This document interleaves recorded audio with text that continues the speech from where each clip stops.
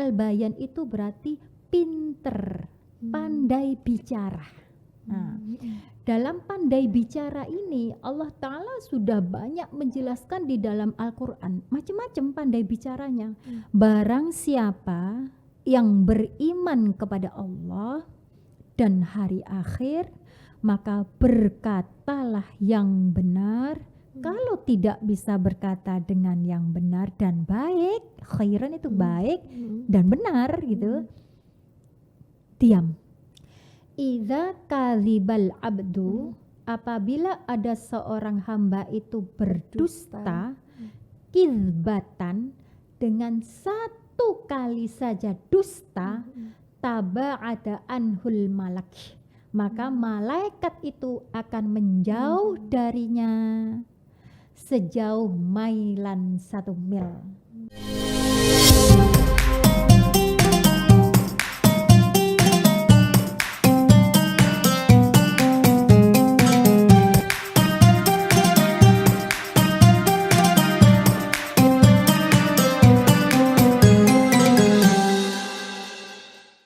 Assalamualaikum warahmatullahi wabarakatuh. Waalaikumsalam warahmatullahi wabarakatuh. Selamat datang di podcast spesial Ramadan Harian Surya Tribun Jatim Network bersama saya Vika Ayu. Tribuners, hari ini kita akan berbincang tentang ini ya Bu ya, cara berbicara baik dan juga hukum dari ghibah itu sendiri. Bersama narasumber spesial kita pada siang hari ini sudah hadir Bu Haja Halimatus Sadia, selaku pengasuh Pondok Pesantren Giri Ketawang Sukodono dan pengurus cabang LDNU Sidoarjo. Mari kita sapa beliau. Assalamualaikum warahmatullahi wabarakatuh. Waalaikumsalam warahmatullahi wabarakatuh. Bagaimana kabarnya Bu Halimah? Alhamdulillah baik Mbak Vika. Terima kasih ya Bu sudah berkenan hadir di podcast Harian Surya pada siang hari ini. Sama-sama, seneng banget bisa gabung lagi. Sudah setahun ini. Oh, sudah setahun ini. Puasa yang tahun kemarin. Alhamdulillah. Nah ini Bu, seperti yang sudah saya sebutkan tadi Bu, ini bagaimana kita sebagai muslimah itu berbicara yang baik gitu ya. Assalamualaikum warahmatullahi wabarakatuh, para pemirsa, terutama di Harian Surya. Alhamdulillah Ramadan hari ini kita bertemu kembali. Alhamdulillah wa syukurillah. Wassalatu wassalamu ala asyrafil anbiya mursalin sayyidina wa maulana Muhammadi wa ala alihi wa sahbihi ajma'in, amma ba'd. Seperti yang ditanyakan oleh Mbak Vika tentang masalah perkataan baik. Mbak Vika, perlu kita tahu sebenarnya kita berkata baik, berkomunikasi yang mengajarkan itu adalah Allah langsung. Dalam surat Ar-Rahman dikatakan ayat 1 sampai 4, A'udzubillahi minasyaitonirrajim. Bismillahirrahmanirrahim. Ar-Rahman 'allamal Qur'an, khalaqal insan, 'allamahul bayan. Al-ayah shadaqallahul azim. 'Allamahul bayan. Ayat yang keempat ini. Allah ajarkan insan yang Allah ciptakan tadi, khalaqal insan, al-bayan. Al-bayan itu berarti pinter, pandai bicara. Nah, dalam pandai bicara ini Allah Ta'ala sudah banyak menjelaskan di dalam Al-Quran, macam-macam pandai bicaranya. Pandai bicara berarti nggak pandai bicara begitu saja, tapi di sini macam-macam. Dalam surat An-Nisa ayat 63 ada qaulam baligha. Ada yang berbicara, bicaranya itu yang membekas dalam jiwa. Biasanya seorang ibu kalau mau bicara sama anaknya itu mulai kecil sampai entar besar, ingat ini yang dipesan sama ibu. Seorang guru mau bicara sama muridnya harus punya metode kata-kata perkataan qaulam baligha yang membekas dalam jiwa muridnya gitu. Atau teman sama teman atau siapapun yang kita temui, kita harus bisa bicara qaulam baligha yang membekas dalam jiwa dengan baik gitu.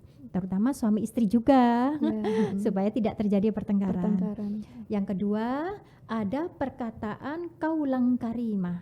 dalam surat Al-Isra ayat 23. Itu adalah perkataan mulia disertai dengan rasa hormat. Seperti perkataan seorang anak kepada orang tua, murid sama gurunya, istri sama suaminya, dan lain adik sama kakaknya dan lain sebagainya. Yang ketiga, ada kaulam maisuro, ada perkataan yang perkataan tersebut mudah difaham, tidak berbelit-belit, ringan. Nah, ini biasanya kalau mau bicara sama orang sepuh, ngisi pengajian di kayak harus ada kromonya gitu Bu ya kalau dalam bahasa Jawa ya. ya kromo inggil, itu Ya. kaulang karima itu.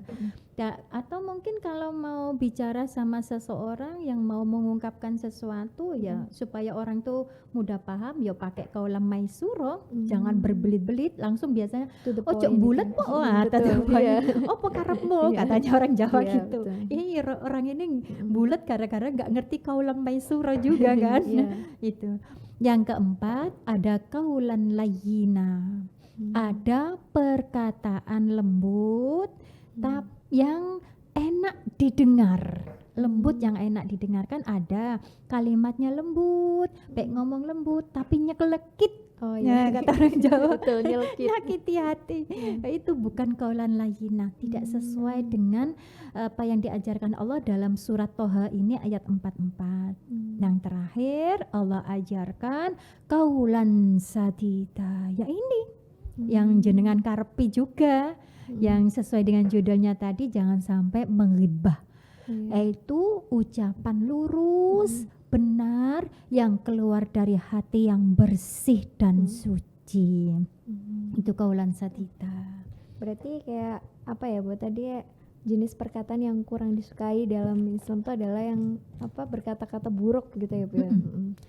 Ya, Nah, bagaimana kita sebagai muslimah itu untuk menjaga lisan gitu? Yang paling membuat Allah jauh dari dia, dari seseorang, orang itu tidak bisa mengelola lesannya. Dalam hadis riwayat Tirmidzi, Rasulullah mengatakan jangan banyak bicara tanpa adanya berzikir, karena hal tersebut bisa menyebabkan hatimu keras. Kalau hatimu keras, maka Allah akan menjauh darimu, dan yang sejauh-jauhnya berarti dibenci sama Allah. Nah, berarti kelolalah cara berbicara baik, artinya sebelum kamu bicara yang dikelola adalah pikiranmu. Pikiran tidak bisa dikelola kalau kamu tidak punya hati yang baik. Nah, jadi dari hati masuk ke pikiran, habis itu keluarkan kata itu sebaik-baiknya, karena kalau kata-kata itu sudah keluar bagaikan busur yang dilepas dari anak panahnya, maka tidak akan bisa kembali. Bahaya sekali, karena lesan itu adalah kunci daripada keselamatan seseorang. Kam syahiduna mimman, berapa banyak orang yang celaka, mimman ahlakau, berapa banyak orang yang kita saksikan mereka binasa disebabkan oleh ucapannya sendiri. Berarti benar ya Bu ya, kalau ada istilah yang mengatakan mulutmu harimaumu, itu seperti apa itu? Ya, mulutmu adalah harimau, bahaya sekali itu. Karena Rasulullah SAW bersabda dari sahabat Abu Hurairah, riwayatnya Imam Bukhari, "Man kana yu'minu billahi wal yaumil akhir falyakul khairan aw liyasmut." Barang siapa yang beriman kepada Allah dan hari akhir, maka berkatalah yang benar. Kalau tidak bisa berkata dengan yang benar dan baik, khairan itu baik dan benar gitu, diam. Lebih baik diam.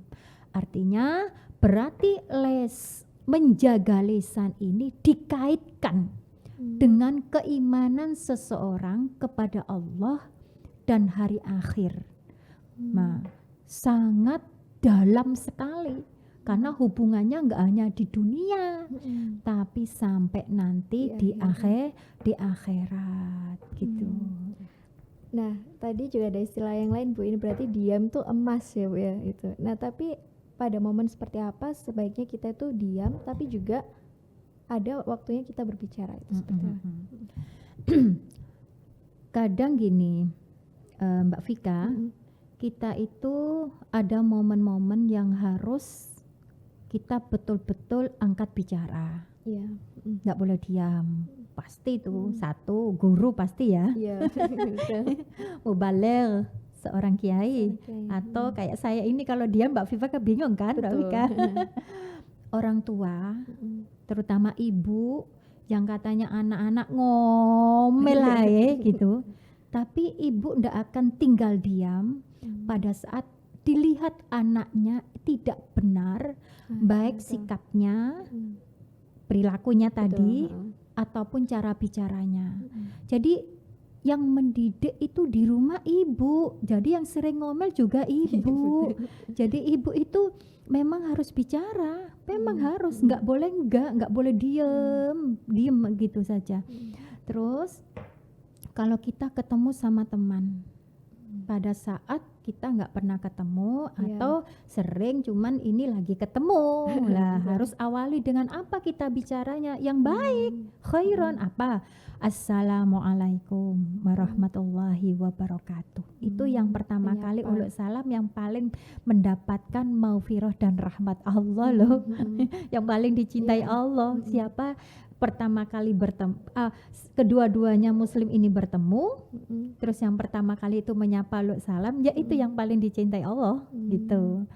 Apabila keduanya itu saling salam dan mereka bersalaman gitu, maka sebelum mereka itu berpisah, mereka itu akan mendapatkan maufirah dari Allah. Ini. Tapi kalau lagi, maaf ya Mbak Vika ya, kalau lagi ngumpul-ngumpul sama teman, lagi ngerumpi, ada hal-hal yang memang tidak penting dibahas, cerita-cerita yang enggak, atau mungkin lagi berdua lihat HP ya. Nah, di situ ada yang dibahas, mungkin pembahasannya lagi trending sekarang lagi viral apa gitu. Pasti nggak lepas kan dibahas juga. Gimana kita sikap kita diam. Maka perlu mengingatkan. Kalau memang nggak berani mengingatkan, keluarlah dari ruangan itu secara baik-baik, entah bilang mau ke toilet lah atau ada urusan gitu. Karena walaupun tidak ikut bicara, kalau masih di dalam ruangan itu Mbak Vika, maka orang tersebut berdosa juga, berdosa. Dia akan mendapatkan dosa ghibah itu sendiri. Bagaimana kalau ghibah itu, loh ini fakta, bilangnya gitu. Ini fakta. Loh kalau fakta, ya orang yang menggunjing, menggunjing, ngerasani kata orang Jawa, itu memang fakta. Kalau tidak fakta, itu namanya fitnah. Al fitnatu asyaddu minal qatl. Fitnah itu lebih berat daripada pembunuhan. Nah, kalau fitnah itu berarti kan hoax ya? Iya, Mbak Vika ya, hoax ya.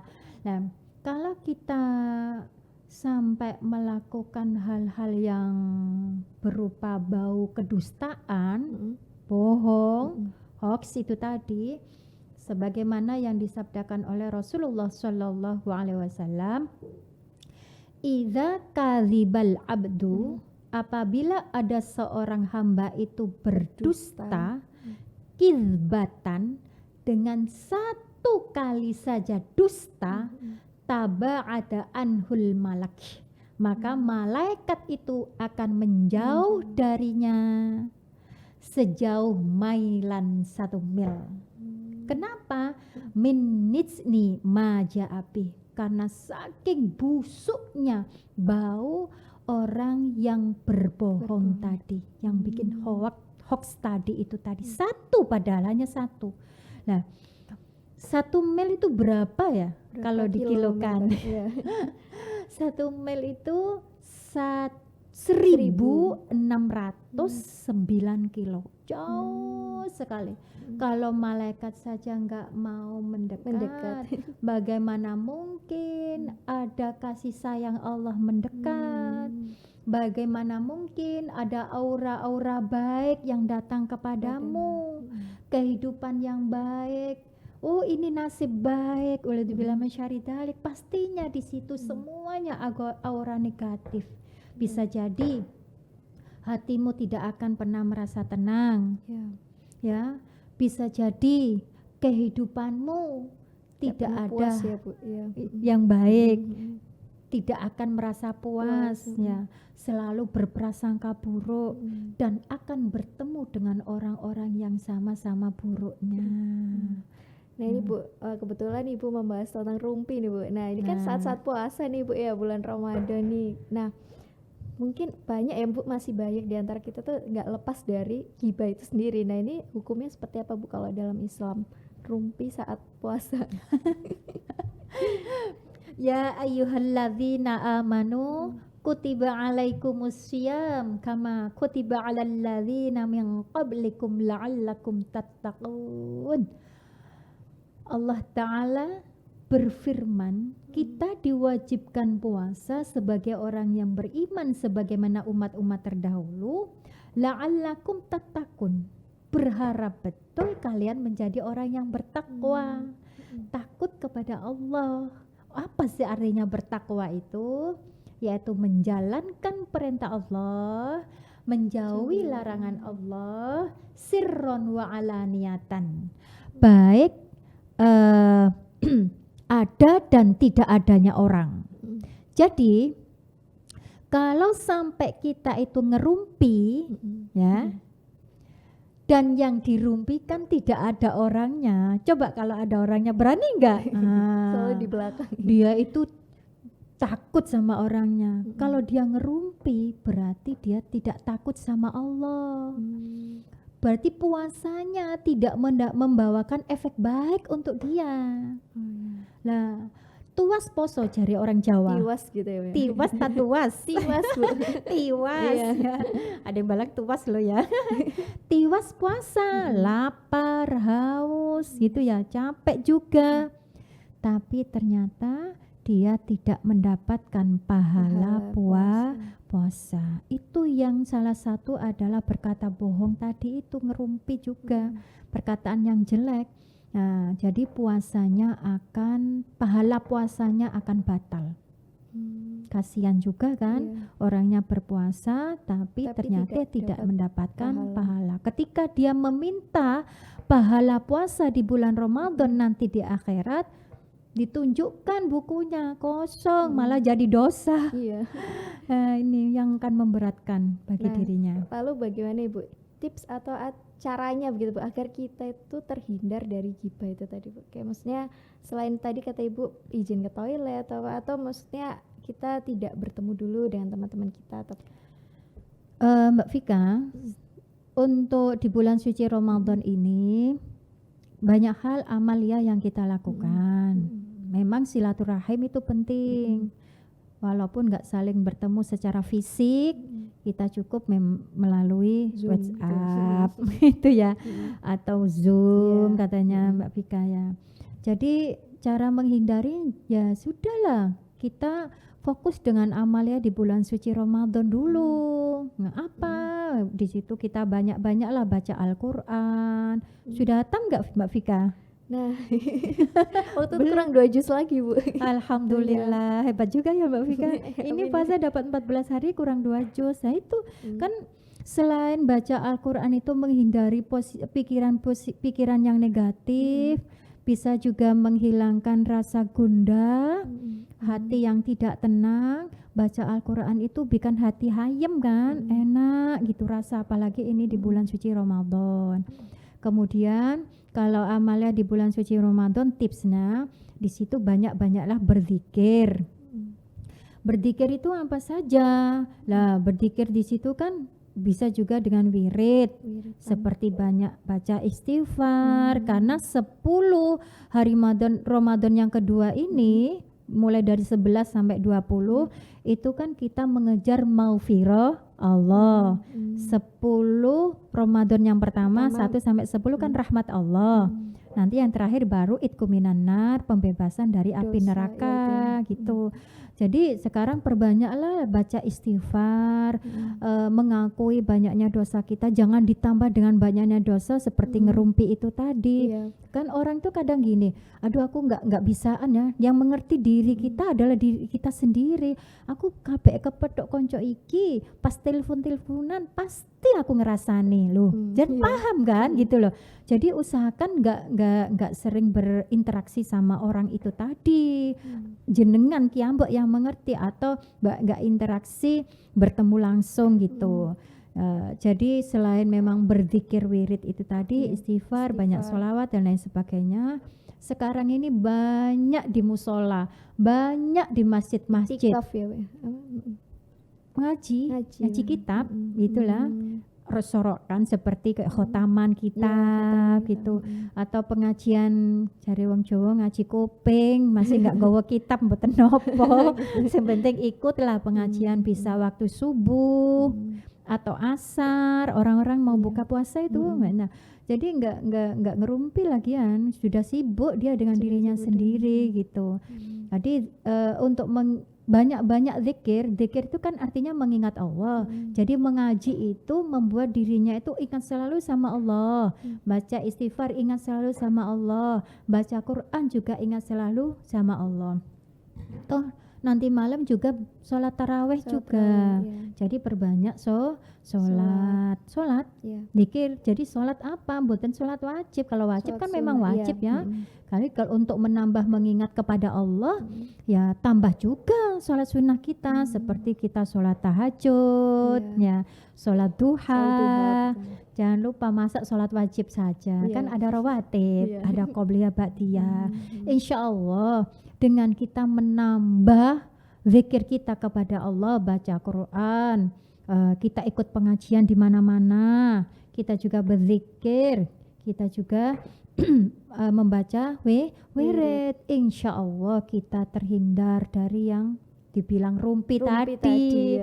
Kalau dibilang, yuk kita kumpul-kumpul yuk, monggo. Kalau memang buka puasa bersama itu diinginkan dan memang sepakat, seneng, kangen, tapi ya itu hati